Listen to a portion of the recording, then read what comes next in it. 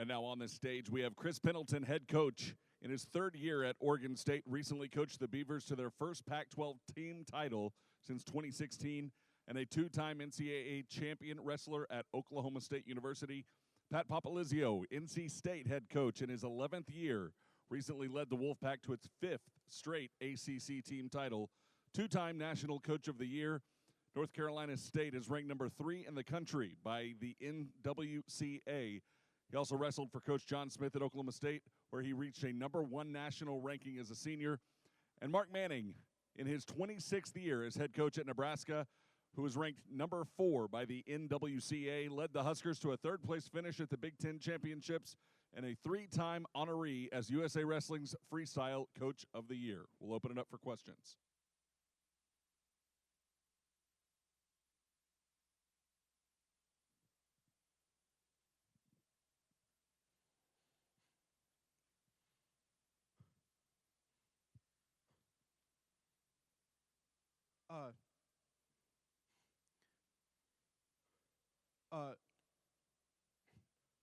My name is Adam Engel with the Ocali, the Oklahoma State student newspaper. This question is for Coach Popolizio and Coach Pendleton. I know both you guys were coached by John Smith. You guys wrestled at OSU.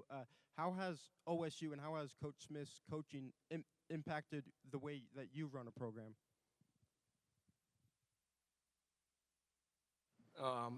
You know, first of all, it was an honor to wrestle for Coach Smith at Oklahoma State. Just the mentality that he instilled in his athletes. Obviously, you can see it when they're out there competing to this day. But, you know, the mentorship that he's had as far as coaching aspect is a lot different than what it would be as an athlete. But I think when you can take what Oklahoma State's done and you know, you take your philosophy with you as a coach and you can implement that kind of same mentality and get that instilled in your athletes, you're going to have success. And, you know, I think you talked about it earlier. There's a lot of guys in the Oklahoma State wrestling tree that are out there now, and they're starting to bring tradition and a culture of wrestling that, you know, traditionally at certain schools wasn't there. And you get a little bit of buy-in and just a little bit of that taste of what it was like out in Stillwater. It gets contagious, and that's something that we've been able to bring to Raleigh and have a little success with it. Yeah, for me, I think the first thing that you learn when you walk into the doors at Oklahoma State is told to you very clearly that no one's bigger than the program, and it has kind of shaped the philosophy of our culture at Oregon State, that it's not about one person, it's not about me, it's not about Engel, it's not about Trey Munoz, it's about the collective pulling together the right way, and I'm really grateful that I was a Cowboy.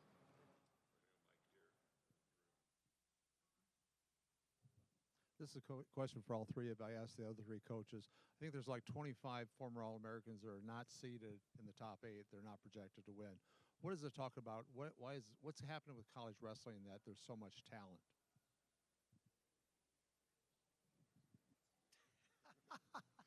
23 years at Nebraska, not 26, but 3 at UNI, but no problem. I just think, you know, there's just a lot of young kids that are ready to go right out of the gate. You know, there's a lot of, whether they redshirt or not, they come ready as competitors, and the skills are a lot better than 20 years ago, and just kids are more ready to compete on this level. They're not afraid, and that's, you see the byproduct right now, just in different people's lineup, and obviously, you know, you come to the NCAA tournament and you expect this guy to be seeded this, and they're not. You know, it's just, I think it's something that you have to get more used to, because you got to earn it every year. Yeah, a lot of that is a big part of it. Kids coming in ready to go right away as freshmen, so you're seeing a lot of success right away. But then you throw in guys that maybe are taking a 6th year, and there's a lot more talent now that's implemented in the brackets, and it's going to play out for the next couple years. So, you know, you're adding in a lot more talent and experienced guys in the field. So it's a good blend of talent. There's a level of parity that's starting to hit Division I. You know, 20 years ago when I was in college, you could name 3 or 4 programs that were going to continually be in the hunt for an NCAA trophy. And I think when you look at the brackets, you look at who's entered, no one knows. I mean, I think there's 15 teams with the rise of the ACC, the Pac-12, and then the continued dominance of the Big 12 and the Big 10. I just see a lot more parity across the board. This is for Coach Manning.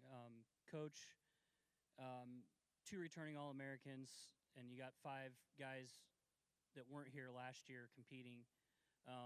From the beginning of the season till now, we've seen a lot of growth from your team. How would you assess your younger guys' performances? Yeah, our younger guys just really took off, particularly, guys like Brock Hardy and Lenny Pinto and Silas Allred. Those guys are all freshmen. They're learning on the fly.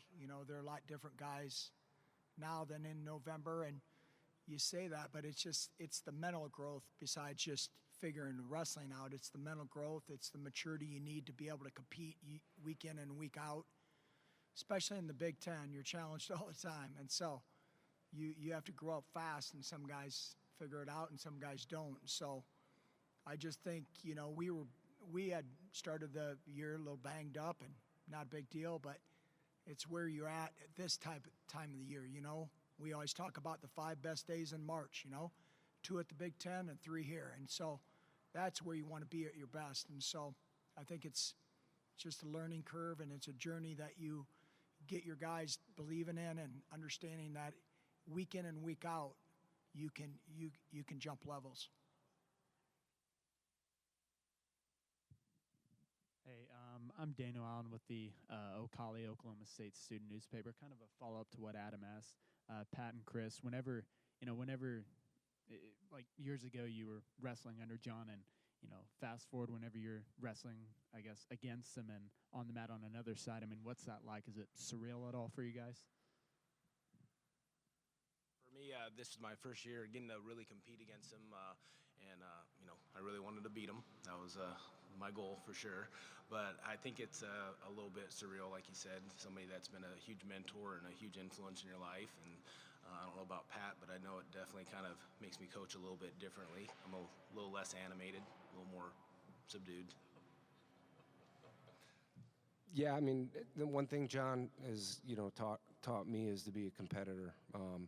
One as an athlete and more so now as a coach. And he says it all the time, if we're going to get in a duel meet, I want to beat you. So I say it back to him. And, we've been fortunate enough to have that opportunity to compete against them. And it's made our team better. So just bringing out the true competition and an athlete and as a coach, it's been a good experience. For all 3 of you guys, with taking into consideration all the logistics of conference realignment, what challenges does it present to you guys individually, and how do you guys go about it?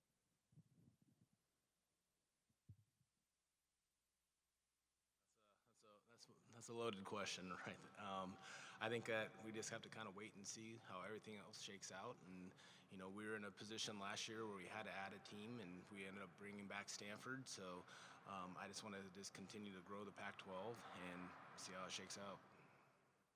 Yeah, and our end, we're in a smaller conference, so, adding teams would obviously have an impact. But the biggest thing is just control what's in your control, and a lot of this isn't in our hands, and administrators and obviously presidents of schools are dealing with all that. And I think the one thing we're learning is everything you read might not be true, so we'll see how it all shakes out.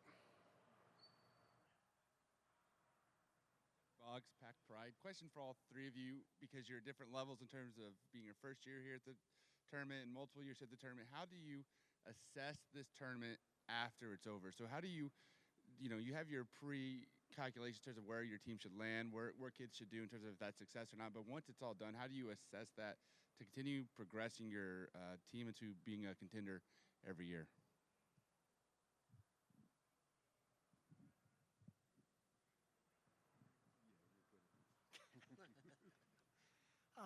I think, maybe your heart rate, right? You check your pulse, on Monday, as a coach. But no, I think it's just all about development.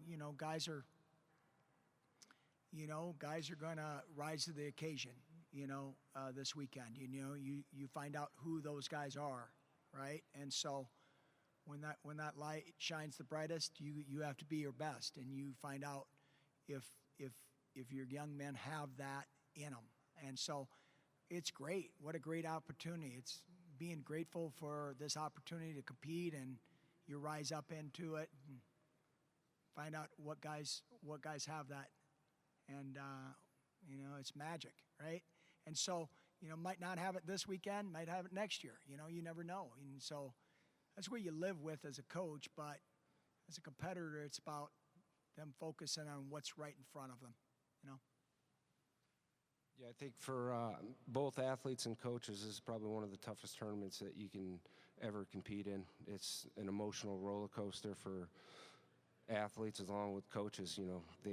You got one athlete at a weight, but as a coach, you're sitting there with, possibly 9 or 10 guys in the tournament. So you got to, when it's all said and done, you want to make sure that, I think it's all been done on the front end. You prepared your guys and put them in position to accomplish their goals. And if they fall short, hopefully they have time to come back and learn from the mistakes that maybe were made and continue to evolve as a coach and make yourself better and make them better. I think for it being a post-tournament assessment, it's kind of the beauty of the sport. You're going to win or lose. Dreams are going to get made reality, and hearts are going to get broken. There's really not a lot of moral victories. Go around the blood round and give a kid a pat on the back and tell them a moral victory. And these are things that they're going to be thinking about for the next 20, 30 years of their life, and that's why it's such a beautiful tournament.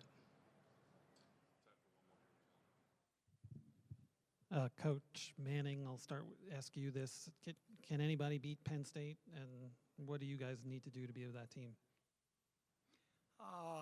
I think we, probably I speak for Pat and Chris, it's all about just focusing on your team, absolutely. This, you never know, but yeah, they have some big guns and obviously heavy favorites at some weight classes, so they're going to score a lot of points, but you just never know. You never know who's going to get hurt. You never know someone's going to get upset. We're all human, and there's no one Superman out there, so. But yeah, they're probably the odds-on favorite, right? But you just never know. It's going to happen someday. They're not going to probably win 20 in a row or something, right? Alabama doesn't win all the time. Georgia don't win all the time. There's going to be a streak in sometime, and maybe this year, maybe not. I don't know, but absolutely, it's possible.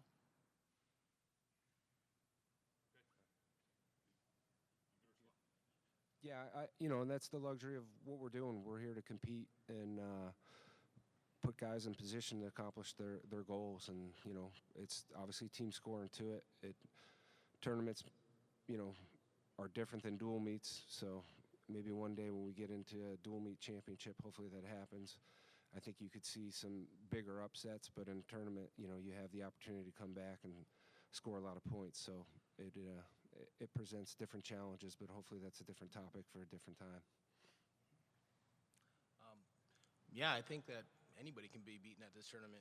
We tell our guys all the time, when you're a little kid, you don't, envision yourself beating the 76th team in the country. You're beating the Penn States, the Oklahoma States, the Iowas. Those are the people that you're chasing after. And, you just got to take them off a pedestal and go scrap.